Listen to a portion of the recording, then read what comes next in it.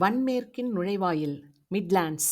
எதுக்கும் பாஸ்போர்ட் எடுத்துக்கிட்டு வந்திடுங்க என பயண திட்டமிடலின் போதே ஸ்ரீராம் சொன்னார். லத்தீன் அமெரிக்க நாடுகளில் இருந்து மக்கள் வாழ்க்கை தேடி அமெரிக்காவிற்கு வந்தபடி இருக்கிறார்கள். டெக்சஸ் மாகாணத்தில் அமெரிக்க மெக்சிகோ எல்லை பகுதிக்கு போனபோது குடியுரிமை ஆவணங்கள் கேட்டு எல்லை காவல்துறை சோதனை செய்ததாக நண்பர்களும் முன்பு சொல்லி இருந்தார்கள். வேலை விசாவில் அமெரிக்கா வரும் இந்தியர்களும் சீனர்களும் கிரீன் கார்டு வாங்க வருடக்கணக்கில் காத்திருக்கிறார்கள் என்பது தெரிந்திருக்கலாம். வெள்ளைக்காரனுங்களுக்கு பதிலா நாம 400 வருஷம் முன்னாடி அமெரிக்கா வந்திருந்தோம்னா நம்ம கிட்ட விசா கிரீன் கார்டு வாங்கறதுக்கு வெள்ளைக்காரன் கியூல நின்று இருப்பான் என்றான் ஒரு நண்பன். நானும் ஜேவிடம் இதை சொல்லி இருக்கிறேன். 2015 சான் பிரான்சிஸ்கோவிற்கு ஜேவையும் அருணாக்காவையும் காரில் அழைத்து சென்றபோது வெள்ளையர்கள் 400 வருடங்களுக்கு முன்பு அமெரிக்காவில் குடியேறியவர்கள். இந்தியர்கள் கடந்த 20 வருடங்களாகத்தான் குடியேறுவதற்கு வாய்ப்பு கிடைத்திருக்கிறது. முன்னேற்றத்திற்கான தடைகள், விசா சிக்கல்கள், நாமும் முன்பே வந்திருந்தால் அமெரிக்காவை உருவாக்கியிருப்போம் என அவரிடம் சொன்னேன். ஜேவின் பதில் பதிவின் முடிவில். மே 19, 2022 வியாழன். முதல் 3 நாட்களில் அமெரிக்க தெற்கு சமவெளியை கடப்பதுதான் திட்டம். இன்றிலிருந்து அமெரிக்காவின் வன்மேற்கு வைல்ட் வெஸ்ட் நிலத்திற்குள் நுழைகிறோம். ஒரு வகையில் பயணமே இன்றிலிருந்துதான் துவங்குகிறது. அதிகாலை 3:30 மணிக்கே எழுந்துவிட்டேன். நல்லென யாமம் முழுவதும் ஒலித்தது ஸ்ரீராம் குரட்டை. குளித்துவிட்டு ராஜனை எழுப்பினேன். எல்லாம் கிளம்பிட்டாங்களா என்று பதறி எழுந்தார். இல்லை, எழுப்பினா நீங்க மட்டும்தான் இவ்வளோ சீக்கிரம் எந்திரிக்க வாய்ப்பு இருக்கு, அதனால தான் என்றேன். லைட்டு போட்டு உருட்டியதில் ஒவ்வொருவராக எழுந்து விட்டார்கள். எல்லோரும் கிளம்பிய பின் சவுந்தர், ராதா, சகாவுடன் சேர்ந்து புகைப்படம் எடுத்துக்கொண்டோம். 6 பேரை 2 நாட்கள் கவனித்து அனுப்புவது எளிதல்ல. இருள் குறைந்து வெளிச்சம் பரவத் துவங்கியது. வானில் தெரிந்த கோள்களை சிறிது நேரம் நின்று பார்த்துவிட்டு சரியாக 5:45 மணிக்கு கிளம்பிவிட்டோம். ஒவ்வொருவரும் வெவ்வேறு நேர மண்டலங்களில் இருந்து வந்தாலும் திட்டமிட்டபடி கிளம்புவது ஒரு சாதனை என்றார் ராஜன். அதிலும் அமெரிக்காவில் இருக்கும் எங்களுக்கு சில மணி நேரம்தான் வித்தியாசம். ஆனால் ஜேவிற்கும் அருணா அக்காவிற்கும் இரவும் பகலுமே மாறியிருக்கிறது. முன்பு காரின் பின்பக்க கதவை திறந்தால் பெட்டிகளும் பைகளும் கீழே உருண்டு விழும். இப்பொழுது பெட்டிகளை அடுக்கி வைப்பதில் தேர்ச்சி அடைந்து விட்டோம். ஆஸ்டினிலிருந்து ஆல்பர்கிக்கு நிற்காமல் சென்றாலே 1200 கிலோமீட்டர்கள். வடிவேலு பாணியில் போட்டு வைத்திருந்த மொத்த பயணத்திட்ட வித்தையையும் இறக்கும் ஆர்வத்தில், ஸ்ரீராம் நான் ஓட்டுறேன், நீங்க ரெஸ்ட் எடுங்க என்று சொல்லி திசை காட்டும் கருவியென டிரைவர் சீட்டில் பாய்ந்து அமர்ந்து கொண்டேன். டெக்சஸ் தென்னிந்தியாவை விடவும் பெரியது. அதில் சரிபாதி அரை பாலையும் நிலம், கற்கள், புதர்களும் மண்டியது. கிழக்கு பகுதியில் பச்சை கிட்டத்தட்ட மறைந்துவிட்டது. மேற்கு நோக்கி கரட்டு நிலத்தில் ஏறியபடி சென்றோம். சூரியன் பின்புறம் உதித்தது. எங்கள் பயணத்தின் நாங்கள் பார்த்த ஒரே சூரிய உதயம். பல 100 மைல்களுக்கு ஆளில்லாத நெடுஞ்சாலைகள் தான் சென்று கொண்டிருந்தோம். 1-2 கார்கள் எப்பொழுதோ எதிர்ப்புறம் வந்தன. 1 மணி நேரத்திற்கு ஒரு முறை புழுதி படிந்த சின்ன ஊர் வந்தது. கேஸ் ஸ்டேஷன், பெட்ரோல் பங்க், ஒரு டிராஃபிக் லைட், அவ்வளோதான் ஊரே. ஊரை தாண்டினால் 100கணக்கான மைல்களுக்கு முடிவில்லாத கம்பி வேலி. அதன் பின்புறம் மாடுகள் மேய்ந்து கொண்டிருந்தன. நீளமான கொம்புள்ள லாங் ஹார்ன் மாடுகள் எங்கும் இல்லை. கழுத்து நசுங்கிய பழுப்பு நிற மான் ஒன்று சாலையின் ஓரத்தில் கிடந்தது. சுற்றிலும் உறைந்த சிவப்பு ரத்தம். அன்று மட்டும் சாலை விபத்தில் சிக்கி செத்து கிடந்த 5 மான்களையாவது பார்த்திருப்பேன். சாலையை பார்த்து ஓட்டியபடியே ஜேவிடம் ஒரு கேள்வி. வெவ்வேறு காரணங்களுக்காக பொருளியல் உதவி கேட்கிறார்கள். கேட்கும் அனைவருக்கும் தர முடியாது. கிறித்துவம் இஸ்லாமில் உள்ளது போல சம்பாதிப்பதில் இவ்வளவு சதவிகிதம் கொடையாக அளிக்க வேண்டும் என்று இந்து மதத்தில் இல்லை. கொடை குறித்து என்ன நினைக்கிறீர்கள்? ஜே பல லட்சங்கள் கொடை அளிப்பவர். விதைக்கு நீரூற்று என்கிறது ஆசாரக்கோவை. எது வளருமோ அதற்கு அளிக்க வேண்டும். கல்விக்கு தர வேண்டும். ஒரு குடும்பம் மேலே ஏறி வருவதற்கு உதவுங்கள். ஆனால் அன்றாட செலவுகளுக்கு, தினசரி வாழ்க்கைக்கு தர வேண்டியதில்லை. என்னுடைய களம் எழுத்து.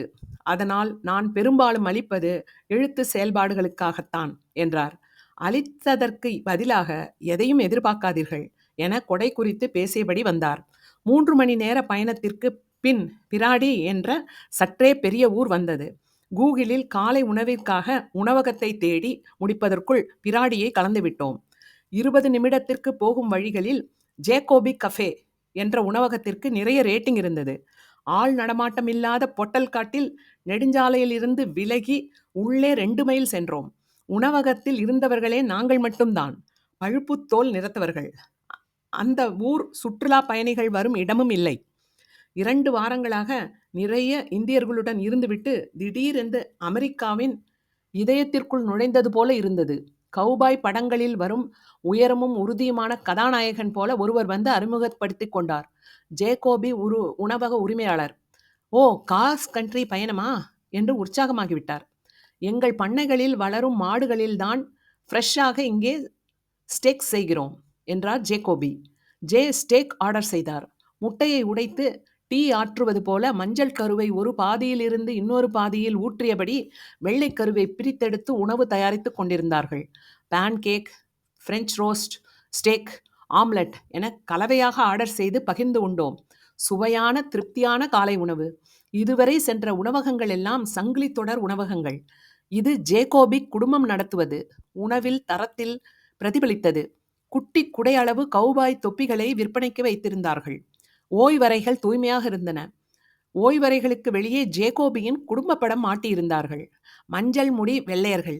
அப்பா ஜேகோபி அந்த பொட்டல் காட்டில் பெரிய பண்ணையை வாங்கி காலத்தில் இருந்து வரிசையாக நிறைய படங்கள். 4 மகன்கள்.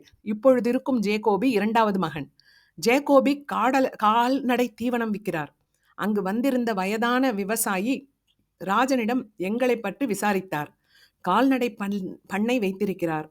உங்கள் வாழ்க்கையை பார்த்தால் எனக்கு பொறாமையாக இருக்கிறது என்றார் ராஜன்.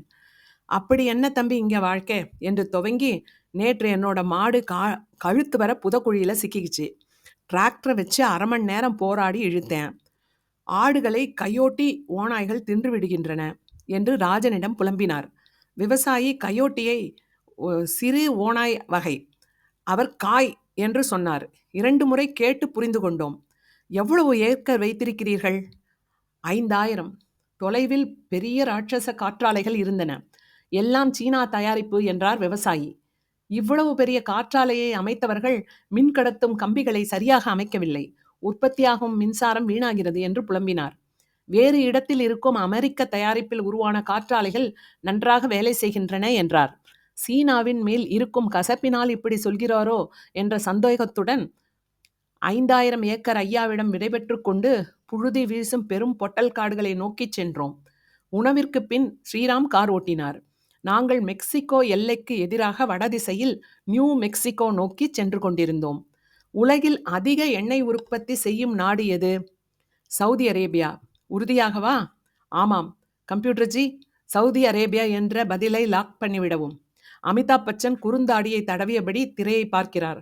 ஓ, தவறான பதில். சோக இசை ஒலிக்கிறது. உங்களை ஹாட் சீட்டை விட்டு இறக்கி விடுகிறார்கள். நம்ப முடியாமல் திகைத்து திரையை பார்க்கிறீர்கள். அமெரிக்கா என்று திரை ஒளிர்கிறது. அதிகமாக எண்ணெய் நுகரும் நாடு மட்டுமல்ல, அதிகமாக எண்ணெய் உற்பத்தி செய்வதும் அமெரிக்காதான். காற்றாலைகள் மறைந்து குனிந்து நிற்கும் கொக்கு வடிவ கிரேன்கள் தென்படத் துவங்கின.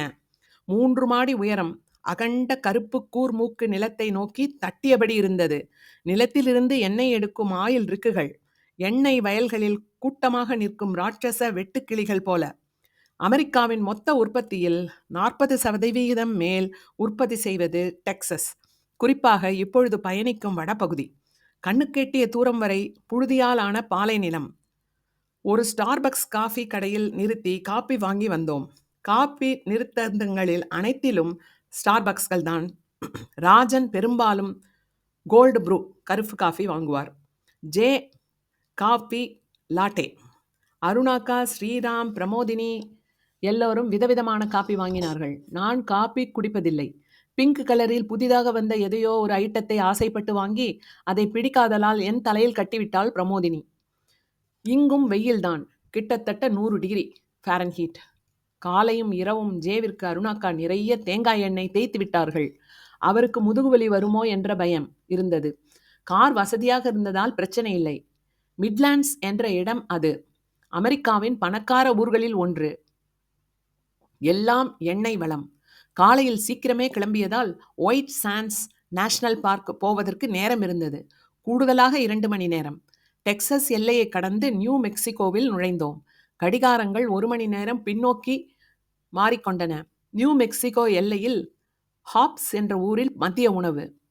டக்ரியா ஹாலிக்ஸ்கோ என்ற மெக்சிகன் உணவகம்.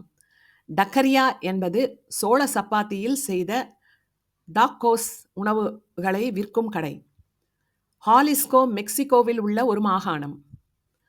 டமாலே பன்றி இறைச்சி பொதிந்த சோளமாவு அப்பம். கெசேடியா சிக்கன் சீஸ் குடைமிளகாய் மசாலா உள்ளே இருக்கும் சுட்ட பெரிய சோள சப்பாத்தி. சிக்கன் ஃபெய்டா உள்ளங்கை அளவு குட்டி சோள சப்பாத்திகள். பீன்ஸ் சாதம் லெமனேட் என்று சாப்பிட்டுவிட்டு கிளம்பினோம். மெக்சிகோவும் அமெரிக்காவும் போட்டியாக பருமனானவர்களின் நாடு. ஏழைகள் என்றால் எலும்பும் தோலுமாக ஒல்லியாக உருவகங்கள் நமக்கு நினைவிருக்கும். நேர்மாறாக அமெரிக்காவில் ஏழைகள் மிகவும் பருமனானவர்களாகவும் ஏழைகளுக்கு அரசாங்கம் தரும் ஃபுட் ஸ்டாம்ப்ஸ் ஃபாஸ்ட் ஃபுட் கடைகளில் தந்தால் மலிவான விலையில் கொழுப்பு நிறைந்த உணவுகள் தருவது ஒரு காரணம். எல்லா உணவும் எப்படியும் மாவு சத்தும் புரதமும் கொழுப்பும் என்ற வெவ்வேறு வேதியியல் பொருள்களின் கலவைதானே. அதனால் ஆய்வகத்தில் இருந்தே இந்த வேதியியல் பொருள்களை சோயாவுடன் சரி விகிதத்தில் கலந்து பாட்டில்களை விற்கும் சாய்லாண்ட் என்ற ஸ்டார்ட் அப் நிறுவனத்தை பற்றி சொன்னேன். வேறு உணவே நீங்கள் சாப்பிட வேண்டாம், சமைக்கும் நேரம் மிச்சம். சாய்லாண்ட் பாட்டில்களை மட்டும் வாங்கி குடித்தால் போதும், எல்லா சத்தும் கிடைக்கும்.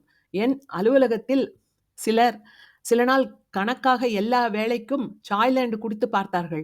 ஒரு பாட்டில் குடித்தால் அடுத்த 3-4 மணி நேரத்திற்கு பசி எடுக்காது, வயிறு திம்மென்று இருக்கும்.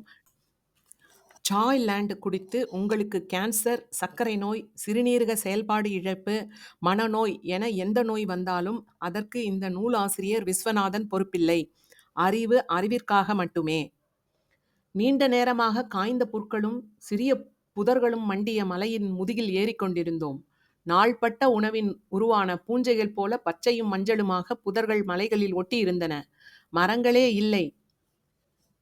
தொலைதூர மலைகளை மறைத்தபடி மேகப்புகை. உயரே தெளிந்த நீல வானம். சாலை மலைகளை இறுக பற்றி சுற்றி ஏறியது. மேலும் செங்குத்தாக. ஒரு வளைவில் காரை நிறுத்தி புகைப்படங்கள் எடுத்துக்கொண்டோம். பாலை எங்கும் வளரக்கூடிய செடி சேஜ் ஃப்ரெஷ், 2 அடி உயரம். ஒரு ஓக்கு மரங்களின் போன்சாய் வடிவம் போல சாம்பல் பச்சை நிறமுள்ளவை. பாலை நிலத்திற்கே ஒரு சாம்பல் பச்சை நிறத்தை தருபவை. மணிக்கட்டு அளவு அடிமரம், வளைந்த கிளைகள், அதில் கொய்யா மரங்களைப் போல பட்டைகள், வலிவான விறகு. ரயில் வருவதற்கு முன்பு வன்மேற்கு பாலையில் குதிரை வண்டிகளில் பயணித்தவர்கள் கேம்ப் ஃபயர்களுக்கு எரிபொருளாக விறகாக பயன்படுத்தது சேஜ் ஃப்ரெஷ். குதிரை வண்டிகளில் மாட்டு வண்டிகளிலும் மாதக்கணக்கில் பயணம் செய்யும் போது விறகெல்லாம் எடுத்து வர இடமில்லை. மார்க் ட்வைன் அவருடைய பயண நூல்களில் மேற்கு நோக்கிய குதிரை வண்டி பயணங்களையும் கேம்ப் ஃபயர்களையும் விவரிக்கிறார். ஒரு நாளைக்கு அதிகபட்சம் 100 மைல்கள். 10 மைல்களுக்கு ஒரு முறை குதிரைகளை மாற்றுகிறார்கள். பயணிகள் கூட்டம் இரவும் தங்கும் இடங்களில் முதலில் செய்வது அங்குள்ள சேஜ் ஃப்ரெஷ் செடிகளை வெட்டுவது.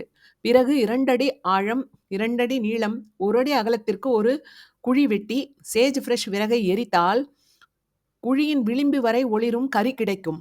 அதன் பின் சமைக்கலாம், புகை வராது. அந்த கறி இரவு முழுவதும் எரியும்.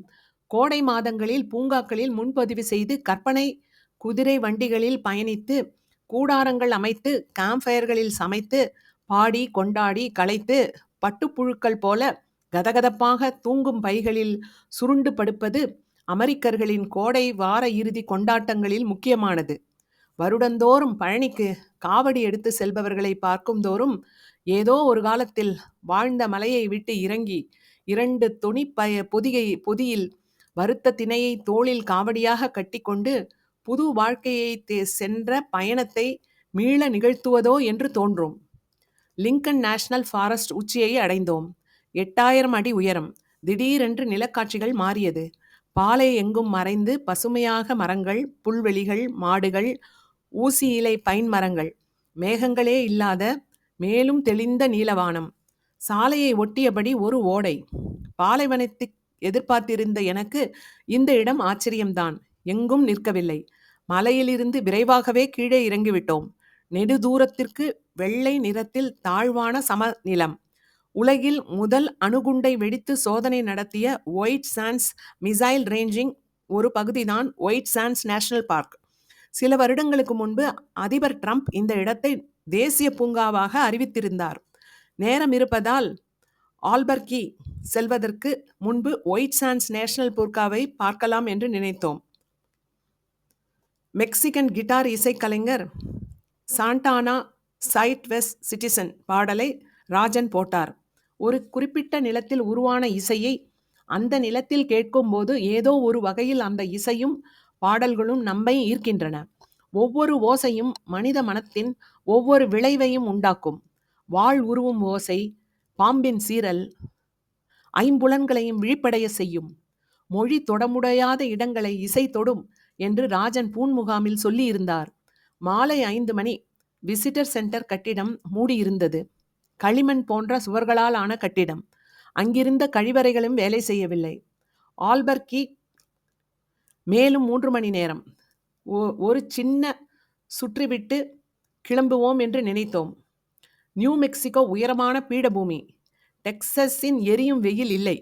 5 நிமிடத்தில் வெள்ளை மணல்கள் வரத் துவங்கின. பாலைவனங்களில் பொன்மலர் குன்றுகள், இது வெள்ளி மலர் குன்றுகள், மணல் குன்றுகள். காரை நிறுத்திவிட்டு இறங்கி ஓடினோம். தொட்டால் தூள் உப்பு போல இருந்தது. கால்கள் நன்றாக புதைந்தன. உப்பு மலைகள் தொலைவில் இருந்து பார்க்கும் பொழுது மிக உயரமான மலைகளின் பின்னணியில் இந்த உப்பு குன்றுகள் சிறிதாக தெரிந்தன. இணையத்திலும் இருந்த புகைப்படங்கள் அந்த தோற்றத்தை தான் தந்தன.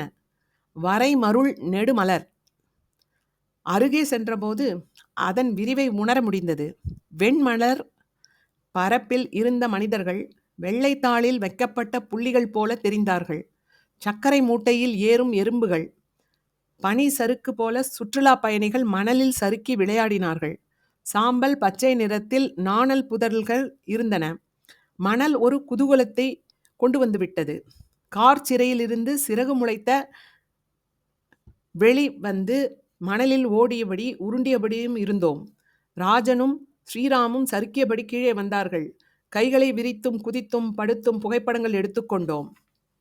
மேலும் காரில் உள்ளே சென்றோம். சாலையை முழுவதும் மூட முயன்றபடி இருந்த மணல். காற்று தன் இருப்பை மணலின் விதமாக பதிவு செய்திருந்தது.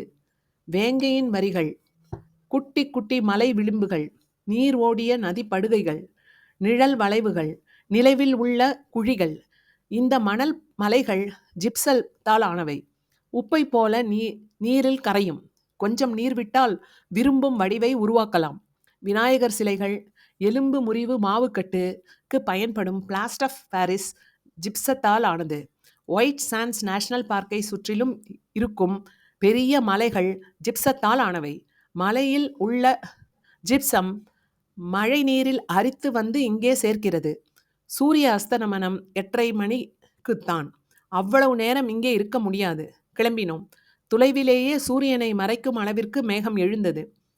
அடுப்பு புகை இடையே தெரியும் கங்கு போல சூரியன் தெரிந்தது. பூர்வ குடிகள் ஹொய்யோ லைல ஹொய்லா பாடலை போட்டார் ராஜன். பாடலில் வரும் ஓநாய் ஊளை புகையின் பின்புறம் இருந்து சூரியன் ஓநாயில் மின்னும் கண்களை நினைவூட்டியது. நியூ மெக்சிகோவிலும் எரியும் காட்டுத்தீ உருவாக்கும் புகை அது. காட்டுத்தீயின் புகை உயரத்தில் இருக்கும் சூரியனை அஸ்தமன சூரியன் போல மாற்றிவிடும். ஆல்பர்கி வந்து சேர்ந்த பொழுது இரவு 10:30 மணி ஆனது. காலை 5:45 கிளம்பிய நீண்ட பயண நாள்.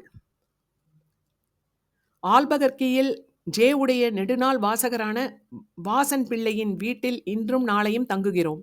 வாசனும் அவர் மனைவி விஜயலட்சுமியும் வரவேற்றார்கள். சிறிது நேரம் பேசிவிட்டு உறங்கச் சென்றோம். இந்தியர்கள் 400 வருடங்களுக்கு முன்பு அமெரிக்கா வந்திருந்தால் அமெரிக்காவை உருவாக்கி இருப்போம் என்றதற்கு ஜேவின் பதில். தென் அமெரிக்காவில் குடியேறியவர்கள் ஸ்பெயின், போர்ச்சுகலை சேர்ந்த ஐரோப்பியர்கள். வட அமெரிக்காவிற்கு வந்தவர்கள் இங்கிலாந்து, டச்சு, ஜெர்மனியை சேர்ந்த ஐரோப்பியர்கள். வரலாறு 2 குழுக்களுக்கும் சமமான வாய்ப்பை வழங்கியது. பிரேசில் அமெரிக்காவை விட இயற்கை வளம் நிறைந்த நாடு. ஆனால் பிரேசில் ஏன் அமெரிக்கா போல ஆகல? ஏன் சமீப காலம் வரை லத்தீன் அமெரிக்காவில் உள்ளுக்குள்ளேயே அடிச்சுக்கிட்டு இருக்காங்க? ஏன் ஒத்துமையா இருந்து வளமான ஒரு நாட்டை உருவாக்க முடியல? உங்க தாழ்வுணர்ச்சி எல்லாம் நீங்க கொட்ட முடியாது. வெள்ளைக்காரன் வரும்போது இந்த நாடு எப்படி இருந்தது? எவ்வளவு கண்டுபிடிப்புகள், எவ்வளவு சாதனைகள். அவன் முழு கேக்க செஞ்சு வச்சப்புறம் நீங்க அதுல வந்து பங்கு கேட்குறீங்க. கென்யா, டான்சானியா உள்ளிட்ட ஆப்பிரிக்க நாடுகளில் வரி மட்டும் கட்டினா போதும், இலவசமா நிலம் தரோம், வந்து விவசாயம் செய்யுங்க, தொழில் துவங்குன்னு கூப்பிடுறாங்க. தமிழர்கள் அங்கு ஒரு கூட்டமா போய் தொழில் துவங்கலாமே என்று துவங்கி சான் பிரான்சிஸ்கோ செல்லும் வரை அருணாக்கா பதறி, ஜெயன் போதும் என்று சொன்னதையெல்லாம் கண்டுகொள்ளாமல் ஒரு அரை மணி நேரம் வெளுத்து வாங்கினார். அவர் அன்று சொன்னது என்னை மிகவும் சீண்டியது. ஆனால் பின்பு யோசித்தபோது அவர் சொன்னது என் பார்வையை விரிவாக்கியிருக்கிறது என உணர்ந்தேன். நீல நிற பெருவானம், நியூ மெக்சிகோ. ஆல்பகர்கி என்ற பெயரை நான் முதலில் கேள்விப்பட்டது 10ஆம் வகுப்பில். பத்மா மிஸ் ஆல்பர்க் யூர் கியூ என்றார்கள். யூர் கியூ என வாயை குவித்து இந்த பெயரைச் சொல்லி சிரித்தோம். 10ஆம் வகுப்பு 1999 மெட்ரிகுலேஷன் ஆங்கில பாடத்தில் $1 மில்லியன் சீக்ரெட் கட்டுரையில் வரும் பெயர் அது. மைக்ரோசாஃப்ட் நிறுவனர் பில்கேட்ஸ் எப்படி மில்லியனர் ஆனார் என்பதை பற்றிய பாடம். பில்கேட்ஸ் தன் பள்ளி நண்பர் பால் ஆலனுடன் மைக்ரோசாஃப்ட் துவங்கிய இடம் ஆல்பகர்கி. பில்கேட்ஸின் கால்களை அவர் நண்பர் பால் ஆலன் பத்திரமாக பிடித்து கொள்ள பில்கேட்ஸ் ஒரு பெரிய குப்பை கிடங்கில் தலைகீழாக தொங்கி உள்ளே டாக்குமெண்ட்டுகளை தேடி எடுத்து கம்ப்யூட்டர் கற்றுக்கொண்டார் என்று சித்திரம் வரும். குப்பையில தேடும்போது உங்க வயசு தாண்டா பில்கேட்ஸுக்கு என்பார் பத்மா மிஸ். இவன் கூட குப்பை பொறுக்கிதான் மிஸ் என்று யாரோ சொன்னார்கள். சும்மா இருங்கடா. பில்கேட்ஸ் குப்பையில என்ன தேடினார் என்றே புரியவில்லை. மிஸ்ஸிடம் கேட்டேன். மிஸ் அந்த பத்தியை மீண்டும் சத்தமாக படித்தார். மையமாக தலையாட்டினேன். மே 20, 2022 வெள்ளி. நீண்ட பயணம் என்பதால் இரவு ஓய்வு நாள். காலை பொறுமையாக எழுந்தோம். வாசனின் வீட்டு ஒரு குன்றின் மீது உள்ளது. நன்றாக பராமரிக்கப்பட்ட 3 அடுக்கு தோட்டம். ஆள் உயர ஆப்பிள் மரங்கள் காய்த்திருந்தன. கீழே அழகிய பள்ளத்தாக்கு. கிழக்கே வெகு தொலைவில் பெரும் மலைத்தொடர்கள். மலை விளிம்புகளில் சூரியன் பிரகாசமாக தெரிந்தது, ஒரு பெரிய அகல் விளக்கின் சுடர் போல. வாசன் அன்றைய திட்டங்களை ஏற்கனவே மின்னஞ்சல் செய்திருந்தார். வாசன் 40 வருடங்களுக்கு மேலாக நியூ மெக்சிகோவில் வசிக்கிறார். வாசனும் அவர் மனைவி விஜயலட்சுமியும் அமெரிக்க பூர்வ குடிகளில் இருந்து கல் மற்றும் மணிகளால் ஆன மாலைகள், நகைகளை மொத்தமாக கொள்முதல் செய்து விற்கும் நகைக்கடையை நீண்ட காலம் நடத்தி வந்தனர். இப்பொழுது பியர்லெஸ் கன்ஸ்ட்ரக்ஷன்ஸ் என்ற ஒப்பந்த கட்டுமான நிறுவனத்தை நடத்துகிறார்கள். நியூ மெக்சிகோ போகலாமா? பயண திட்டமிடலிலிருந்தே ஸ்ரீராம் கேட்டார். பரபரப்பான வெப்தொடரான பிரேக்கிங் பேட் கதைக்களம் ஆல்பகர்க்யூ தான். நியூ மெக்சிகோவின் பெரிய நகரம். பிரேக்கிங் பேட் போதைப்பொருள் உலகில் மையமான ஆல்பகர்க்கியை மோசமாக சித்தரிக்கிறது என்று இறுகிய முகத்துடன் சொன்னார் வாசன். நியூ மெக்சிகோவின் தலைநகரான சாண்டா பே நகரத்திற்குள் 2 கார்களில் சென்றோம். 1 மணி நேர பயணம். சாண்டா பே தான் தன் தனி அடையாளம். அந்த நகரில் அத்தனை கட்டிடங்களின் வெளிப்புற சுவர்களும் காவி நிறம் அல்லது செம்பழுப்பு நிறம், களிமண்ணால் செய்யப்பட்டவை போல. சுவர் முனைகள் மழுங்கலானவை. Pablo revival கட்டிடப்பணி. கத்தோலிக்க மிஷனரிகள் பாப்லோ பழங்குடிகளிடமிருந்து கற்றுக்கொண்ட கட்டிட பாணியின் நவீன வடிவம். அமெரிக்காவின் வேறு எந்த நகரிலும் நான் இந்த கட்டிடங்களை பார்த்ததில்லை. நகரமே ஒரு ஸ்டூடியோ செட்டு போல இருந்தது. மெக்சிகோ கலை அருங்காட்சியகத்திற்கு சென்றோம். 2 மணி மாடங்கள் இணைப்பாக நீளமாக 2 மாடி செவ்வக கட்டிடம். 2 தளங்களும் ஓவியங்கள்தான். பாலை நில இயற்கை காட்சிகள், கருப்பு வெள்ளை அப்ஸ்ட்ராக்ட் வகை ஓவியங்கள், நிறக்கலவைகள், கோட்டு ஓவியங்கள், பழங்குடியினர்கள் ஓவியங்கள், வெட்டப்பட்ட 3 குதிரை தலைகளை கயிற்றில் கட்டி கொக்கிகளில் தன் முதுகில் மாட்டி தலையை இழுத்தபடி மலையை ஏறும் பழங்குடியின் சடங்கு ஓவியம் ஒன்று கவர்ந்தது. கட்டிடத்தின் நடுவே ஒரு சதுரமான திறந்த வெளி. திறந்த வெளியை சுற்றிலும் காய்ந்த மிளகாயால் ஆன தோரண மாலைகள் கட்டியிருந்தார்கள். நிறைய வீடுகளிலும் கடைகளிலும் முகப்பிலும் தொங்கவிட்டிருந்தார்கள். ரிஸ் தராஸ் என்றார்கள். கையளவு நீளத்தில் இருந்து ஆளுயர நீளம் வரை இந்த மிளகாய் மாலை அதிர்ஷ்டத்தையும் ஆரோக்கியத்தையும் கொண்டு வரும் என்பது நம்பிக்கை. இங்கு வானம் மேலும் நீளமாக இருந்தது. சங்குப்பூ நீளத்துக்கு கொஞ்சம் குறைவு. கை நீட்டி வான்குளத்தில் நீரை அள்ளிவிடலாம். அரேபியாவில் தான் இந்த நீளத்தில் வானம் இருக்கும். நம்மூரில் மேட் ஃபில்டர் போட்டு எடுத்தால்தான் இந்த நீளம் வரும் என்றார் ஜே. அளவான சூரிய ஒளி மற்றும் சூரிய ஒளி விழும் கோணத்திற்காகவே ஜியார்ஜியா போன்ற நாடுகளுக்கு ஷூட்டிங் போகிறார்கள் என்றார். அருணாக்கா அன்று நீல நிற சூடிதார் அணிந்திருந்தார். அவர் உடைக்கு மேட்சாக ஓவியங்கள் முன்பு நிற்க வைத்து ஜே புகைப்படங்கள் எடுத்தார். புகைப்படத்திற்காகவே புகைப்படத்தோடு வாழும் பிரமோதினி சும்மா இருப்பாளா? ஜேவே எடுக்கிறார். உனக்கு என்ன என என் மொபைலில் பேட்டரி தீரும் வரை பயணம் முழுவதும் புகைப்படம்தான். பொதிகளை சுமக்கும் கழுதை, சிங்கத்தின் பிடரி போல பெரிய இறகு தொப்பி, பூட்ஸ், போர்வை போன்ற மேலாடை அணிந்த பழங்குடி தலைவர், மண்டியிட்டு உடலை முன்னோக்கி கைகளை பின்னோக்கி நீட்டியபடி கண்களை மூடியிருக்கும் கனவில் பறக்கும் பெண்ணின் சிலை என தெருவில் அங்கெங்கே நிறைய சிலைகள் இருந்தன. அந்த சிலைகளை நடித்து காட்டி புகைப்படங்கள் எடுத்தோம். அமெரிக்க பூர்வகுடி நகைக்கு சென்று தன் மகளுக்கு நகை வாங்க வேண்டும் என்று ஸ்ரீராம் விருப்பப்பட்டார். வாசனுடைய நண்பரின் கடைக்கு சென்றோம். நீளத்தில் வெவ்வேறு வண்ணங்களில் கற்கள், மணிகள், தோடுகள். ராஜனும் ஸ்ரீராமும் அவர்கள் பிள்ளைகளுக்கு கல்தோடு செயின் வாங்கினார்கள். ஒரு விலை உயர்ந்த மாலையை கையில் எடுத்து சும்மா பார்த்தேன். வாசன் கண்களாலேயே வேண்டாம் என்றார். இளநீள கல்லோடு ஒன்றை காட்டினார். $5 மொத்தமாக கொள்முதல் செய்து $20 சில்லறையில் விற்கிறார்கள் என்றார் வாசன்.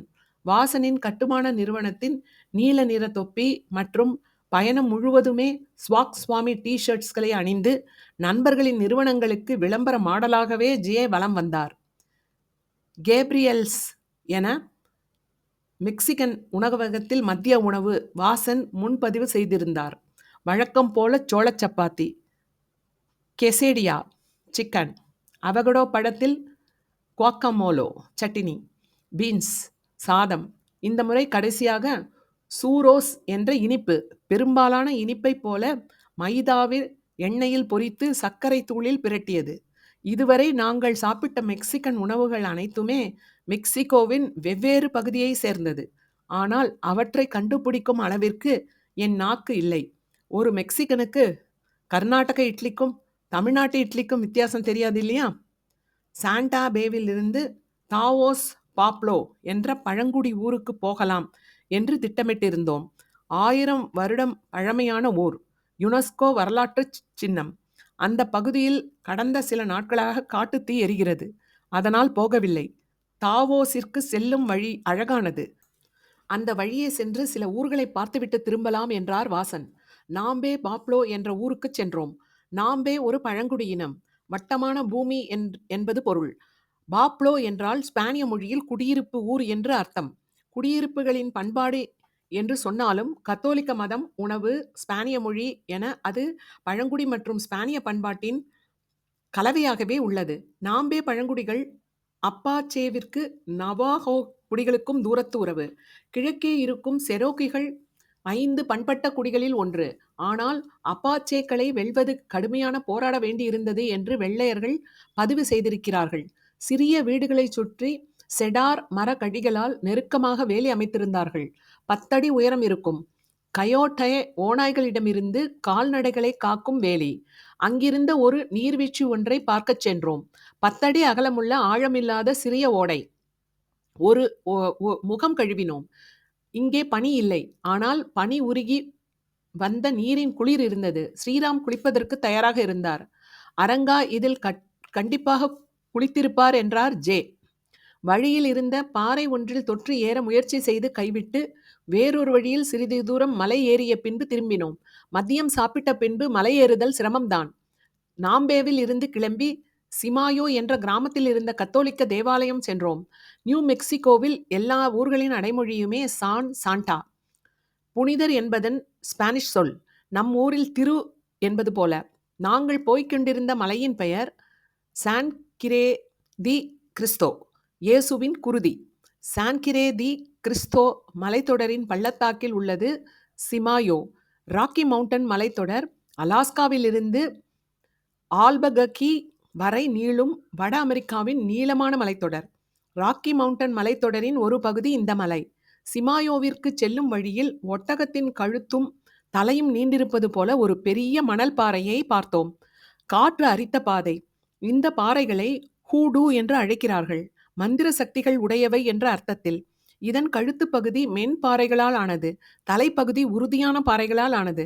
இந்த பயணத்தில் பார்க்க போகும் கணக்கற்ற ஹூடுக்களின் முதல் பாறை இது. அந்த ஒட்டகத்தலை பாறையை ரோட்டில் ஓரத்தில் நின்றபடி ஒரு ஓவியர் வரைந்து கொண்டிருந்தார். கிட்டத்தட்ட முடிந்துவிட்டது போல தோன்றியது. அந்த ஓவியர் தன் தூரிகையை சற்றே தூக்கி வானில் வரைந்ததைப் போல இருந்தன மேகங்கள். சூப்பர் மரியோ வீடியோ கேம் மேகங்கள். இலக்கிய விமர்சகர்கள் போல தங்களுக்கு தோன்றியபடி அந்த வானத்தை பகிர்ந்து கொண்டன செல்போன் கேமரா. சிமாயோ வீடுகள் மிளகாய் மாலை ரிஸ்தராஸ் தோரணங்களை தொங்கவிட்டிருந்தார்கள். பூர்வகுடிகளின் ஊர்கள் அமெரிக்காவின் செல்வம் தீண்டாத ஊர்கள். அட்லாண்டா ஓக்லாண்டாவில் உள்ள மிக வறுமையான கருப்பர்கள் பகுதிகளை விட பூர்வகுடிகளின் ஊர்கள் பொருளியல் ரீதியாக வறுமையானவை. மேலும் கருப்பர்களின் பகுதியில் செல்வம் இல்லாவிட்டாலும் உயிர்ப்புடன் இருக்கும். அங்கு ஏதோ நடந்து கொண்டிருக்கும். சுவர்களில் கிறுக்கி வைத்திருப்பார்கள். கதவுகளும் ஜன்னல்களும் கம்பியால் பாதுகாக்கப்பட்டிருக்கும். ஆனால் பூர்வகுடிகளின் பகுதிகளில் பெரிய நிசப்தம் மட்டுமே உள்ளது. ஆலயமும் நுழைவு வலையும் களிமண்ணால் செய்யப்பட்ட தோற்றத்தை தந்தது. நாங்கள் போனபோது யாரும் இல்லை. சிறிய ஆலயம், முள்கிரீடம், மெலிந்த உடல், ஆனால் தொடையளவு நீளமான கைவிரல்களை உடைய மரத்தாலான இயேசு இருந்தார். வெளியே இருந்த சுவரில் சிறிது நேரம் அமர்ந்திருந்தோம். அங்கே பாதிரியார் கசிமரோ ரோக்காவின் ஆளுயர சிலை இருந்தது.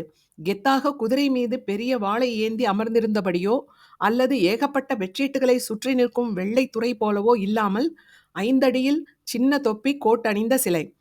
ஆல்பகர்கிக்கு மாற்று வழியாக டார்கோய்ஸ் பாதையில் திரும்பினோம். டார்கோய்ஸ் என்னும் நீல பச்சை நிற கற்கள் சுரங்கம் இருந்த இடம் மணித்திகழ் விரல் மலை. பிரான்சிற்கு இந்த நீல பச்சை கற்கள் துருக்கியிலிருந்து வந்ததால் அதன் பெயர் டார்கோய்ஸ். இந்தியாவிற்கு பார்சீகத்திலிருந்து வந்ததால் அதற்கு கிடைத்த பெயர் பெரோசோ. தமிழின் பெயர் தெரியவில்லை. அமெரிக்க பூர்வ குடிகளுக்கு இது விசும்பின் கற்கள். காலையில் நாங்கள் இந்த நீல பச்சை கற்களில்தான் நகைகள் வாங்கினோம். வழியில் மேட்ரிட் என சின்ன ஊர் வந்தது. கலர் கலரான மர வீடுகள். முன்பு நிலக்கரி சுரங்கத்தால் வளர்த்து பின்பு கைவிடப்பட்ட ஊர். இப்பொழுது மரச்சிற்பங்களும் கஞ்சாவும் விற்கிறார்கள். அமெரிக்காவில் பல மாகாணங்களில் கஞ்சா சட்டப்படி குற்றமில்லை. வார இறுதியில் மேட்ரிடில் கஞ்சாவிற்காக கூட்டம் கூடும் என்றார் வாசன். கழுகின் கால் வடிவில் மர அரியணை ஒன்று இருந்தது. 3 கூர் நகங்கள். கூலிங் கிளாஸ் போட்ட பாஷா பாயாக மாறி ராஜன் அரியணையில் அமர்ந்தார். கஞ்சா புகை கையில் இருந்தால் இன்னும் கெத்தாக இருந்திருக்கும். மாலை 6 மணிக்கு வாசன் வீட்டுக்கு திரும்பினோம். ஜேவை சந்திப்பதற்கு ஒரு தமிழ் குடும்பம் ஒரு மலையாள குடும்பமும் வந்திருந்தார்கள். கேலப் என்ற ஊரில் இருந்து 2 மணி நேரங்கள் பயணித்து அனுசியா, கணவர் சுந்தரம், மகனும் வந்திருந்தார்கள். கோவையைச் சேர்ந்தவர்கள். கேலப்பில் உள்ள நவாகோ தொழில்நுட்ப கல்லூரியில் பேராசிரியர்களாக இருக்கிறார்கள். டான்சானியா, எத்தியோப்பியா, நைஜீரியா உள்ளிட்ட பல ஆப்பிரிக்க நாடுகளில் கல்லூரிகளில் பணியாற்றிய பின் இங்கு வந்திருக்கிறார்கள். முதலையெல்லாம் இருக்கிற ஆத்துல சின்ன பிள்ளைங்க குளிக்கும் என்று ஆப்பிரிக்க அனுபவங்களை சொல்லி கொண்டிருந்தார்கள். கல்யாணமான புதுசுல என்ன புக்ஸ் படிப்பீங்கன்னு இவரை கேட்டேன். சினி கூத்துன்னார். பக்குன்னு ஆயிடுச்சு. எங்க படிங்கன்னு ஒன்று கொடுத்தா எழுத்துக்குட்டி ஒரு எழுத்தா படிக்கிறாரு. ஐயோ சாமி என்று அனுசியா கணவர் சுந்தரத்தை கலாய்த்து கொண்டிருந்தார். நான் அந்த சிரிப்பையும் கிண்டலையும் கவனித்தேன். ஆனால் ஜே பின்பு பேசிக்கொண்டிருந்த போது புதியவர்கள் முன்பு அந்த கிண்டலுக்கான இடத்தை அவர் தருகிறார். மனைவி புத்தகம் படிப்பவர் என்பதில் அவருக்கு பெருமைதான் என்றார். கேலப் போன்ற அமெரிக்காவின் குட்டி மூலைகளில் இருந்தெல்லாம் ஜேவுடைய வாசகர்கள் இருக்கிறார்கள். அனுசியா வீட்டில் ஜேவை பார்க்க போகிறார்கள் என்று நான் நம்பவில்லை. அனுசியாவின் அப்பா ஜேவுடைய வாசகர். அதனால் அப்பாவை வீடியோவில் அழைத்து ஜேயிடம் பேச வைத்தார். இரவு உணவு இட்லி, சப்பாத்தி. வாஷிங்டன் டிசியிலிருந்து விஜய் சத்யாவும் அவருடைய மகன்களும் அடுத்த 4 நாட்கள் எங்களுடன் இணைந்து பயணிக்கிறார்கள். அன்று இரவு ஆல்பர்கர்கிக்கு வந்துவிட்டதாக விஜய் குறுஞ்செய்தி அனுப்பியிருந்தார். 6ஆம் வகுப்பில் அரை பரீட்சை முடிந்தபோது அப்பாவிற்கு வேலை மாற்றல் வந்தது. தருமபுரி மாவட்டம் பாப்பிரெட்டிப்பட்டியில் இருந்து விழுப்புரம் ராமகிருஷ்ணா வித்யாலயாவில் சேர்ந்தேன். ஒரு பெரிய கீற்று கொட்டகையில் வாராவாரம் நடக்கும் பஜன் வகுப்பு புதிதாக இருந்தது. ஷூவை வெளியே கயிற்று விடுவோம். ராமர், கிருஷ்ணர், காளி, இயேசு, அல்லா என்று எல்லா கடவுளுக்குமான பாடல்களில் இறுதியில் ராமகிருஷ்ணருக்கு ஜெயமங்கலம் பாடி முடித்த பின் வரிசையில் நின்று ஆரஞ்சு மிட்டாய் பிரசாதத்தை வாங்கிக் கொள்வோம். பள்ளியில் ஷூவை வெளியே கழட்டிவிட்டு செல்லும் இன்னொரு இடம் கணனிக்கூடம். ஏசி அறை 20 கணனிகள் இருக்கும். அப்பொழுது 1995 விழுப்புரம் கலெக்டர் அலுவலகத்தில் கூட 20 கணனிகள் இருந்திருக்குமா என்று தெரியவில்லை. கோவில் யானையிடம் ₹1 தந்து ஆசி வாங்குவது போல கணனிகளில் less than 40, greater than 90 என்று தட்டுவோம். கருப்பு வெள்ளை திரையில் கட்டம் வட்டம் எதையாவது வரைந்து காட்டும். 8ஆம் வகுப்பில் நான் உட்பட தேர்ந்தெடுக்கப்பட்ட சிலருக்கு பேசிக் நிரல் மொழி சொல்லிக் கொடுத்தார்கள். இயற்பியல் வேதியியல் ஆய்வுக்கூடங்களில் உபகரணங்களும் ஆசிரியர்களும் பழையவர்கள். கணனி வகுப்பில் எல்லாமே பளபள என்று இருக்கும். அறிவியலை கைவிட்டு மதத்திற்கு இணையாக தொழில்நுட்பத்தை பற்றி கொண்ட தலைமுறையை சேர்ந்தவர்கள் நாங்கள். சமீபத்தில் மைக்ரோசாஃப்ட் இணை நிறுவனர் பால் ஆலன் எழுதிய ஐடியா மேன் புத்தகத்தை படித்தபோது பில் கேட்ஸின் இளமை காலம், பள்ளி நாட்கள், எப்படி மைக்ரோசாஃப்ட் துவங்கினார்கள் என்று புரிந்தது. அவர்கள் குப்பையில் தேடியது டெக் கணனியின் இயங்குதள குறிப்பேட்டை, டாப்ஸ் 10 ஆப்ரேட்டிங் சிஸ்டம் மேனுவல். பள்ளி நாட்களில் பில்கேட்ஸ் பகுதி நேரமாக வேலை செய்த சி சர்க்கியூட் நிறுவனத்தின் ஊழியர்கள் பில்கேட்ஸை குறிப்பேட்டை கேட்டபோது, போடா டேய், தூக்கி குப்பையில் போட்டுட்டோம், அங்கே போய் தேடு என்று விரட்டி இருக்கிறார்கள். சரி, ஒரு பாலைவனத்தின் நடுவில் ஏன் உலகின் முதல் மென்பொருள் நிறுவனம் தொடங்கப்பட்டது? ஆல்பர்கக்கியும் மைக்ரோசாஃப்டும். ஆல்பர்கக்கியில் உள்ள கிரீக்லாந்து விமான தளத்தில் வேலை செய்த எட் ராபர்ட்ஸ் 1960களில் கால்குலேட்டர் செய்யும் MITS நிறுவனத்தை தொடங்கினார். கால்குலேட்டர்களுக்கான சந்தை உருவானதுடன் டெக்சஸ் இன்ஸ்ட்ருமெண்ட்ஸ் போன்ற பெரிய நிறுவனங்கள் விலை குறைந்த கால்குலேட்டர்களை பெருமளவில் உற்பத்தி செய்தது. MITS போன்ற குட்டி நிறுவனங்களை காலி செய்தது. பிஸ்காம் என்ற ஜப்பானிய நிறுவனம் மேலும் விலை குறைந்த கால்குலேட்டர்களை உருவாக்குவதற்காக அமெரிக்காவில் இன்டெல் நிறுவனத்தை அணுகி புதிய சிப் ஒன்றை உருவாக்கச் சொன்னது. மின்னணு பொருட்களின் வடிவமைப்பு அமெரிக்க நிறுவனங்கள், உற்பத்தியும் ஒருங்கிணைப்பும் ஜப்பானில். சீனா ஜப்பான் மாடலைத்தான் பின்பு காப்பியடித்தது. தனியார் நிறுவனங்களில் காலையும் மாலையும் நிறுவனத்தின் கீதம் இசைத்து வேலை நாட்டுக்கு சேவை என்ற எண்ணத்தை உருவாக்குவது, இரவு 10 மணி வரை அலுவலகத்தில் இருப்பது, மேலாளருக்கு மறுபேச்சில்லாமல் அனுபணிவது, விடுமுறையை எடுக்காமல் இருப்பது, இது எல்லாமே ஜப்பான் மாடல் தான். 1960களில் போக்குவரத்து சாலை விளக்குகள், பெட்ரோல் பம்புகள், பிரிண்டர் போன்ற ஒவ்வொன்றிற்கும் தனித்தனியாக பல 100 சிப்புகளை, இன்டகிரேட்டட் சர்க்கியூட்ஸ் IC சர்க்கியூட்டுகளை உருவாக்குவார்கள். சாலை விளக்கு சர்க்கியூட்டை பிரிண்டருக்கு பயன்படுத்த முடியாது. கால்குலேட்டருக்கு குறைந்தது 12 IC சிப்புகளாவது தேவைப்படும் என்று நினைத்தார்கள் ஜப்பானியர்கள். ஒரு கணனிக்கு ஆயிரக்கணக்கான IC சிப்புகள் தேவைப்படும். டெட் ஹாப் என்ற இன்டெல் பொறியாளர் விலையை குறைப்பதற்காக ஒரே சிப்பில் ஒரு கணனிக்கு தேவைப்படும் அத்தனையையும் பொருத்தி 4004 மைக்ரோ ப்ராசஸரை வடிவமைத்தார். 4004 கால்குலேட்டருக்கு மட்டுமல்ல, மேலும் பல மின்னணு சாதனங்களுக்கு பயன்படுத்தலாம். அடுத்த சில ஆண்டுகளில் 8080 என்று மேலும் திறன்மிக்க மைக்ரோ ப்ராசஸரை இன்டெல் அறிமுகப்படுத்தியது. 1974ஆம் ஆண்டு 8080வை வைத்து ஆல்டர் 8080 என்ற கணனியை உருவாக்கினார். MITSயில் எட் ராபர்ட்ஸ் அதுவரை கணனிகளை பெரிய நிறுவனங்களில்தான் பயன்படுத்தின. பெரிய அறையை அடைத்தபடி இருக்கும் டைப்ரைட்டர் அளவுள்ள தனிநபர் பயன்பாட்டிற்கான உலகின் முதல் கணனி ஆல்பர்கக்கியில் உருவான ஆல்டர் 8080. பெரிய கணனிகளில் ஓடக்கூடிய பேசிக் நிரல் மொழியை இந்த 8080 ப்ராசஸருக்கு மாற்றி அமைக்க பலர் முயன்றார்கள். பில்கேட்ஸும் பால் ஆலனும் எட் ராபர்ட்ஸை போனில் அழைத்து, நாங்கள் பேசிக்கை 8080க்கு மாற்றி அமைத்து விட்டோம் என்று பொய் சொல்லி உங்களிடம் டெமோ காட்ட விரும்புகிறோம் என்றனர். தினமும் 10 பேர் இப்படி அழைத்து சொல்கிறார்கள். ஆல்பர்கிக்கு யார் முதலில் வந்து டெமோ காட்டுகிறீர்களோ அவர்களுக்கே ஆல்டர் 8080வை விற்போம். ஆல்டர் 8080 உண்மையில் இன்னும் தயாராகவில்லை. மேலும் 1 மாதம் ஆகும். அப்பொழுது வாருங்கள் என்று சொல்லிவிட்டார் எட். 8080 ப்ராசஸர்களில் ஓடக்கூடிய பேசிக் நிரல் மொழியை MITS உள்பட பல நிறுவனங்களுக்கு பில்கேட்ஸும் பால் ஆலனும் விற்றார்கள். 2 வருடங்களில் போட்டி நிறுவனங்கள் தரமான விலை குறைந்த கணனிகளை செய்து மீண்டும் MITSஐ காலி செய்தன. ஆனால் மைக்ரோசாஃப்டின் மென்பொருளை வாங்கின. ஆள் பற்றாக்குறையால் மைக்ரோசாஃப்ட் அதன் நிறுவன நிறுவனர்களின் சொந்த ஊரான சியாட்டலுக்கு இடம்பெயர்ந்தது.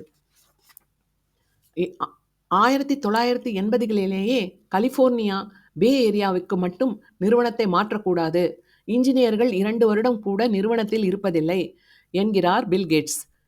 எந்த ஃபீல்டுக்கு வரலைனாலும் நான் டாக்டர் ஆயிருப்பேன் என்று நம்ம ஹீரோயின்கள் சொல்வதை போல எட் ராபர்ட்ஸ் MITSஐ வித்து மருத்துவம் படித்து மருத்துவர் ஆகிவிட்டார்.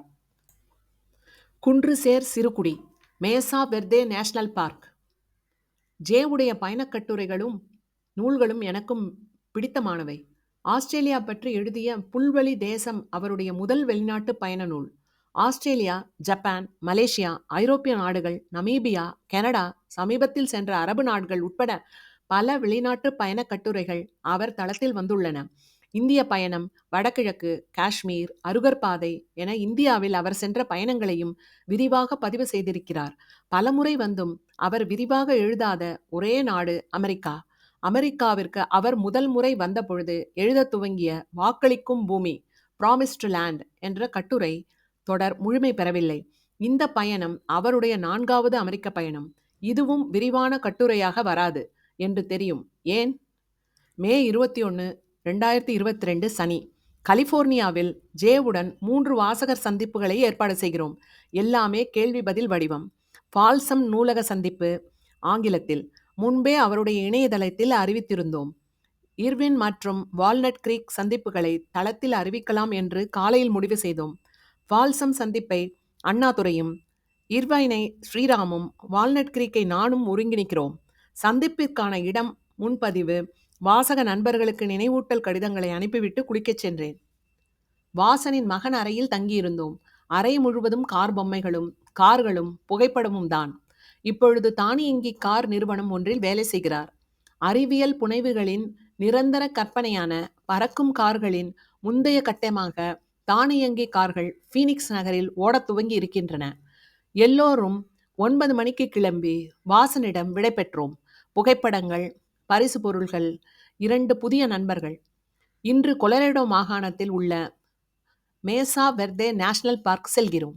இரவு தங்குமிடம் யூட்டா மாகாணத்தில் உள்ள மாண்டிசெலோ. காரில் 7 மணி நேரம் என்று கூகுள் காட்டியது. சங்கரமடம், தர்மபுரம் ஆதீனம், மதுரை ஆதீனம், மேல்மருவத்தூர் என தமிழகத்தில் உள்ள ஆன்மீக மடங்கள், மடாதிபதிகள், அவர்களின் பங்களிப்பு, உள் அரசியல், மடங்களை ஆதரிக்கும் சாதிகள் பற்றி விரிவாக சொன்னார். எதிர்காலத்தில் ஒரு நூலாக வரலாம். 3 மணி நேரத்தில் பின் ப்ளூம்ஃபீல்ட் என்ற இடத்தில் காப்பிக்கு நிறுத்தினோம். விஜய் சத்யாவும் எங்களை தொடர்ந்தபடி அவருடைய காரில் வந்தார். நியூ மெக்சிகோவிற்கு வடமேற்கு கரடுமுரடான மலைநிலம், செங்குத்தான மலை சரிவுகள், மண் சரிவுகள் அடிக்கடி ஏற்படும் என்று பார்த்தாலே தெரிகிறது. நதிகள் பிளந்தோடும் மிக குறுகலான பள்ளத்தாக்குகள், மழை அரித்த இறுகிய களிமண் பாறைகள். இந்த இடங்களில் விவசாயம் செய்ய முடியாது, குடியேற்றத்திற்கு ஏற்ற இடங்கள் இல்லை என வெள்ளையர்கள் பதிவு செய்திருக்கிறார்கள். வன்மேற்கு பகுதிகளில் நீண்ட காலமாக இருந்த ஒரே தொழில் சுரங்கங்கள். நிலக்கரி, வெள்ளி, தங்கம். இந்த சுரங்கங்களை ஒட்டி ஊர்கள் உருவாக்குகின்றன. ரயில் பாதையும் சாலையும் அமைத்திருக்கிறார்கள்.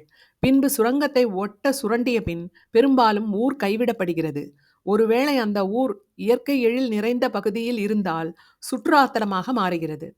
டுராங்கோ அப்படிப்பட்ட ஊர். டுராங்கோவில் ஒரு விடுதியை ஒட்டி காரை நிறுத்தி மதிய உணவிற்கு இடம் தேடினோம். கார் நிறுத்தத்தின் அருகே ஒரு ஆறு ஓடியது. அனிமஸ் ஆறு, ஆன்மாவின் ஆறு என்பது பெயர். அகலமானது, ஆழமில்லை என்று தோன்றியது. சுற்றிலும் சான் யுவாங் மலையின் குன்றுகள், சிகரங்கள். குளிர்காலத்தில் பனிச்சறுக்கு சுற்றுலா தலம். ஆற்றின் கரையில் நிறைய உருண்டையான பாறைகள் இருந்தன. நீர் பச்சையும் பழுப்பும் கலந்த நிறத்தில் ஓடியது. 1 மணி நேரத்திற்கு பின்பு இருந்த வெக்கையே இல்லை. ஜாக்கெட் தேவைப்படும் அளவு குளிரியது. இந்த பயணத்தில் தொடர்ச்சியாக சில மணி நேரங்களுக்கு ஒரு முறை என்று கூட சொல்லலாம் தட்பவெப்பம், நிலக்காட்சியும் மாறியபடி இருந்தன. அருணாக்கா, ராஜன் உட்பட எல்லோரும் கொஞ்சம் நடந்து தனியாக ஒரு பாறையில் அமர்ந்து கொண்டார்கள். ஒரு பெரிய காட்டன் வுட் மரம் இருந்தது. 100 அடி உயரம் இருக்கும். வெகு உயரத்தில் சக்கரத்தின் கம்பிகள் போல கிளைகள் பரவி இருந்தது. கைகளை விரித்து மரத்தின் அடிப்பகுதியை 4 பேர் பிடிக்க முயற்சி செய்தோம்.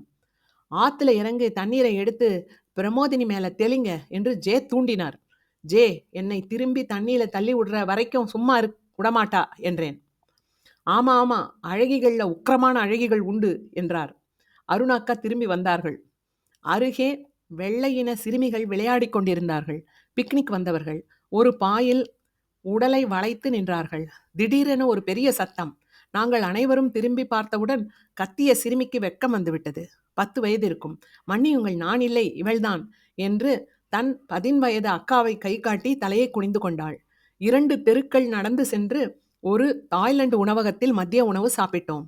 6 பேர் ஒன்றாக அமர்வதற்கே இடமில்லாத சிறிய கடை. பைனாப்பிள் ஃப்ரைட் ரைஸ், எல்லோ கறி, ரெட் கறி, மசமான் கறி, சிக்கன், சாதம், பசிக்கு சாப்பிடலாம். உணவகத்தின் அருகே ஒரு ரயில் அருங்காட்சியகம் இருந்தது. இப்பகுதியில் வெள்ளி சுரங்கம் இருந்தபோது ரயில் போடப்பட்ட பின்பு கைவிடப்பட்டது. டுராங்கோவில் இருந்து மேசா வெர்தே கிளம்பினோம். சாங் யுவாங் மலை சிகரங்கள் வழியாக பயணம். அந்த பாதை ஸ்கை வான்வழி என்கிறார்கள். பெரிய மீன் வலை போன்ற கம்பி வலையை மலை சரிவுகளின் கட்டி வைத்திருக்கிறார்கள். மண் சரிவு இருந்து சாலையையும் கார்களையும் காப்பதற்காக. கார் அளவிற்கு பெரிய பாறைகள் மலை விளிம்பில் தொற்றி பயணிகள் மேலே உருள்வதற்காக உட்கார்ந்திருந்தன. மீன் வலைகள் கற்பாறைகளை என்ன செய்யும் என்று புரியவில்லை. அதல பாதாள முழுக்க உருண்டை கார் பாறைகள்தான். 1850களில் ராக்கி மலைத்தொடரில் ஃபைக்ஸ் சிகரத்தின் அடிவாரத்தில் தங்கமும் வெள்ளியும் இருப்பதாக தகவல் பரவி அதை தேடி ஒரு பெருங்கூட்டம் வருகிறது. அந்த பகுதியில் குறுகிய காலத்தில் நிறைய சுரங்க குடியிருப்புகள் உருவாகிறது. 1859இல் அந்த குடியிருப்புகளை சேர்ந்தவர்கள் அமெரிக்க காங்கிரசுக்கு ஒரு தீர்மானம் அனுப்புகிறார்கள். ஜெஃபர்சன் பிரதேசம், ஜெஃபர்சன் டெரிட்டரி என்று ஒன்றை உருவாக்க இருக்கிறோம், ஒப்புதல் வேண்டும் என்பது கோரிக்கை. காங்கிரசிடமிருந்து பதில் எதுவும் வரவில்லை. இப்படி ஒரு பிரதேசத்தை உருவாக்கும் தேவை என்ன? ஏனென்றால் இந்த சுரங்க குடியிருப்புகள் சில மாதங்களில் உருவானன. கொள்ளையர்கள், ரவுடிகள், திடீர் போராளிகள் வைத்ததுதான் சட்டம். எல்லோரிடமும் துப்பாக்கி வேறு இருக்கிறது. வைல்டு வெஸ்ட் கௌபாய் படங்களில் காட்டும் காலகட்டம் இதுதான். ஒரு ஊர், மாவட்டம், தட் இஸ் கவுண்டி என்றெல்லாம் இன்னும் பதிவாகவில்லை. சட்டம் ஒழுங்கை நிலைநாட்டும் ஷெரீஃப் பல 100 மைல்கள் தள்ளி இருக்கும் கான்சாஸில் இருக்கிறார். கான்சாஸே ஒரு பெரிய பொட்டல் மலை. அங்கு மக்கள் குடியேறி கான்சாஸை ஒரு மாகாணமாக ஏற்றே 4 ஆண்டுகள் தான் ஆகிறது. கான்சாஸ் மாகாணம் அடிமை முறையை ஏற்கலாமா வேண்டாமா என்ற முடிவுக்கு இன்னும் வரவில்லை. 2 குழுக்களாக பிரிந்து கலவரங்கள் நடக்கின்றன. இதில் அவர்களுக்கு பைக்ஸ், மலை, சுரங்க குடியிருப்புகள் பற்றியெல்லாம் கவலை இல்லை. சுரங்க மக்கள் நமக்கு நாமே என்று முடிவு செய்கிறார்கள். சுற்றிலும் இருக்க மற்ற எல்லா சுரங்கங்களில் இருந்தும் ஆட்கள் கூடி ராபர்ட் ஸ்டீல் என்ற வக்கீலை கவர்னராக தேர்ந்தெடுத்து அரசியல் அமைப்பு சட்டத்தை உருவாக்கி சட்டங்களை இயற்றிக் கொள்கிறார்கள். கவுண்டிகள் வரி வசூல் முறைகளை உருவாக்குகின்றன. இது தற்காலிகமான ஏற்பாடு. காங்கிரஸ் ஒப்புதலுக்கு காத்திருக்கிறோம் என்று சட்டச்சிக்கல் வராமல் பார்த்து கொள்கிறார் ஸ்டீல். சில வருடங்களிலேயே உள்நாட்டு போர் வருகிறது. ஜெஃபர்சன் பிரதேசம் கொலராடோ என்று ஒரு மாகாணமாக அமெரிக்காவுடன் இணைகிறது. மாலை 4 மணிக்கு மேசா வெர்தே தேசிய பூங்காவில் நுழைந்தோம். மேசா வெர்தே என்றால் பச்சை மேசை. இங்கு மேசா என்பது மேசை வடிவில் இருக்கும் மலை. முக்கோண வடிவ மலையில் சிகரத்தை வெட்டிவிட்டால் உள்ள வடிவம். உச்சியில் பெரிய நகரமே இருக்கும் அளவிற்கு பெரிய தட்டையான நிலம். இந்த பயணத்தில் மலை சார்ந்த அத்தனை ஆங்கில சொற்களின் வடிவங்களையும் பார்த்தோம். மேசா, மேசை வடிவில் உள்ள மலை. ஹூடு, காற்று அரித்த பெரும்பாறை. பியூட், மேசை வடிவில் இருக்கும் குன்று. கேன்யான், மலைகளுக்கு இடையே ஆன ஆழமான பிளவு. ராவைன், குறுகிய பிளவு. வேலி, பள்ளத்தாக்கு. சொற்களுக்குள் அடங்காத வடிவங்கள் கணக்கற்றவை. மேசா வெர்தே யுனெஸ்கோ கலாச்சார சின்னம். பப்லோக் பழங்குடியினர்கள் ஊர் இவை. செங்குத்தான மலை சரிவுகள், இயற்கையான பாறை வளைவுகள் உள்ளன. இந்த வளைவுகளில் கட்டப்பட்டிருக்கும் விளிம்பு வீடுகள், தட் இஸ் கிளிஃப் டுவெல்லிங்ஸ், மற்றும் அடுக்குமாடி குடியிருப்புகள், கிளிஃப் பேலஸ் புகழ்பெற்றவை. கழுகின் கூடுகள் போல அந்த பாறை வீடுகளுக்கு உள்ளே செல்வதற்கு முன்பதிவு செய்ய வேண்டும். நாங்கள் முன்பதிவு செய்யவில்லை. அதன் எதிரே உள்ள மலையில் இருந்து இந்த வீடுகளை பார்க்கலாம் என்று முடிவு செய்தோம். நுழைவாயில் சிறிது தூரம் சென்றவுடனேயே தொப்பி அணிந்த ஒரு மலையை பார்த்தோம். மாயா பிரமிடின் தோற்றம். பசும் சரிவுகள், உச்சியில் செவ்வக வடிவில் பெரிய பாறை. மலையேறும் சாலைகளும் பல இடங்களில் செங்குத்தானவை. இந்தியா போல கொண்டை ஊசி வளைவுகள் இல்லை. மிக விரைவாக பல ஆயிரம் அடிகள் ஏறிவிடுவோம். அடுக்கடுக்கான மலை விளிம்புகளில் ஒட்டியபடி சென்றோம். வழக்கம் போல ஸ்ரீராம் தான் கார் ஓட்டுனர். அடர்த்தியான சுருள்முடி போல மலை சரிவுகளின் மரங்கள். மேசா உச்சியில் காட்டுத்தீயில் கருகிய மரங்கள் நிறைய இருந்தன. ஸ்கொயர் டவர் ஹவுஸ் என்ற இடத்தில் நிறுத்தினோம். 12ஆம் நூற்றாண்டைச் சேர்ந்த அமெரிக்க பூர்வகுடிகள் வசிக்கும் இடம். செங்குத்தான மலைகளில் உள்ள பாறை விளிம்புகளில் கட்டப்பட்ட 3 அடுக்கு வீடு. கீழே 2000 அடி ஆழத்தில் ஒரு பெரிய பள்ளத்தாக்கு. கீழே இருந்து ஏற முடியாது. மேலே இருந்து பாறைகளை தொற்றியபடி 100 அடி இறங்கி இந்த வீடுகளுக்கு செல்ல வேண்டும். தண்ணீர், உணவு எல்லாமே மேலே இருந்து தான் எடுத்து வர வேண்டும். குழந்தைகள், முதியவர்கள் எப்படி ஏறி இருப்பார்கள்? இவ்வளவு பாதுகாப்பான இடத்தின் வேலை என்ன? எதிரிகளா? விலங்குகளா? அமெரிக்க பழங்குடிகளிடம் இரும்பு இல்லை. அதனால் மலையில் படிக்கட்டுகள் செதுக்குவது எல்லாம் சாத்தியமில்லை. இயற்கையாக அமைந்த பாறை வளைவுகளில் தான் வாழ்ந்திருக்கிறார்கள். நம் ஊரில் மனிதன் குகையில் வாழ்ந்தான் என்று சொன்னாலும் இதை போல பெரிய பாறை வளைவுகளில் தான் வாழ்ந்தார்கள் என்றார் ஜே. சிறிது தூரம் நடந்து ஃபிட் ஹவுஸ் என்ற பகுதிக்கு சென்றோம். 550 பொது யுகத்தில் இருந்து இங்கு பப்ளோ பழங்குடிகள் வாழ்ந்திருக்கிறார்கள். ஒற்றை அறை குழி வீடுகள். மண்ணில் 4-5 பேர் அமரும் அளவிற்கு வட்டமான பெரிய குழி தோண்டி மேலே மரத்தாலும் மண்ணாலுமான கூரை. மண்ணுக்கடியில் உள்ள குடிசை. நம் புராணங்களில் குறிப்பிடப்படும் உரகர், நாகர் என மண்ணுக்கு அடியில் வாழும் வாழ்க்கை என்று தோன்றியது. 200 ஆண்டுகள் கழித்து மணல், கல், களிமண் கழிவுகள் கொண்டு மண் மேலே குடிசைகள் கட்டியிருக்கிறார்கள். மேசா மலைகள் விரல்கள் போல நீண்டு இருக்கின்றன. விரல்களுக்கு இடையே பெரிய பள்ளத்தாக்குகள். விரல்கள் மேட்டு நிலங்கள். நவாகோ பள்ளத்தாக்கை பார்த்தபடி இடதுபுறமாக நடந்து வளைந்து வலதுபுறம் திரும்பினோம். கீழே கிளிஃப் பள்ளத்தாக்கு. எதிர்புறம் நீண்டிருந்த தட்டையான மேசா மலையின் மரங்கள் அடர்ந்திருந்தன. 100 அடி ஆழத்தில் ஒரு பெரிய பாறை வளைவில் வரிசையாக சிறிய வீடுகள். மலைப்பொந்தில் கட்டப்பட்ட பறவை கூடுகள் போல தெரிந்தது. இன்னும் சற்று தொலைவில் இருந்த மலைச்சரிவில் அரண்மனை தெரிந்தது. ஒரு பெரிய பாறை வளைவில் குட்டியாக நெருக்கமாக கட்டிடங்கள். 100 பேருக்கும் மேல் வாழ்ந்திருப்பார்கள். பாறை விளிம்பில் தொங்கும் தேன் கூடுகள். 1100 பொது யுகத்தில் அடுக்குமாடி குடியிருப்புகள் கட்டத் துவங்கி 1200 பொது யுகத்தில் இந்த பாறை அரண்மனை குடியிருப்புகளை கட்டியிருக்கிறார்கள். இந்த காலகட்டத்தில் தான் நாம் தஞ்சை பெரிய கோயிலை கட்டியிருக்கிறோம். பெரிய கோவிலை விட பெருசா கீசா பிரமிட்களை எகிப்தியர்கள் அதற்கு 2500 ஆண்டுகள் முன்பே கட்டிவிட்டார்கள். அமெரிக்க பூர்வ குடிகளிடையே கூட மெக்சிகோவில் ஆஸ்டெக் மற்றும் மாயா இனங்கள் மிகப்பெரிய பிரமிடுகளை கட்டியிருக்கிறார்கள். இரும்பு பயன்படுத்தாமலேயே இந்த இனங்களோடு ஒப்பிடும்போது இந்த பப்ளோக்கள் கட்டிய கட்டிடக்கலை பின்தங்கிதான் இருக்கிறார்கள். ஆனால் பாறைகளில் தினமும் தொற்றி ஏறி இறங்க வேண்டும் என்று நினைக்கும் போது பிரமிப்பாக இருக்கிறது. அடுத்த நூற்றாண்டுகளில் இந்த பாறை வீடுகளை கைவிட்டு குடிபெயர்ந்து விட்டார்கள். அமெரிக்க பூர்வ குடிகள் பெரிய அளவிற்கு அழிந்ததற்கு ஐரோப்பியர்களிடமிருந்து பரவிய நோய்கள், குறிப்பாக அம்மை என்பது நமக்கு தெரியும். பூர்வ குடிகளிடமிருந்து ஐரோப்பியர்களுக்கு ஏதாவது நோய் பரவவில்லையா? சிபிலிஸ், மேக நோய் பரவி இருக்கலாம் என்கிறார்கள். கொலம்பியா பரிமாற்றம் என்ற இந்த கருத்திற்கு மாற்றாக ஐரோப்பியர்களிடம் ஏற்கனவே சிபிலிஸ் இருந்தது என்று ஆய்வு தரப்பு உள்ளது.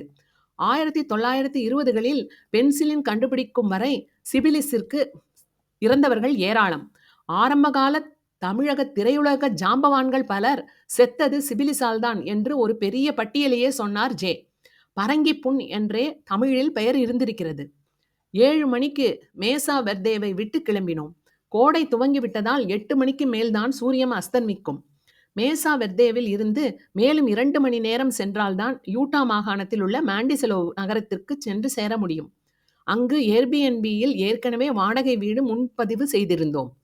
திரும்பும் வழியில் 6ஆம் வகுப்பில் விளையாட்டாக போட்ட மெட்டுகளை ராஜன் பாடி காட்டினார்.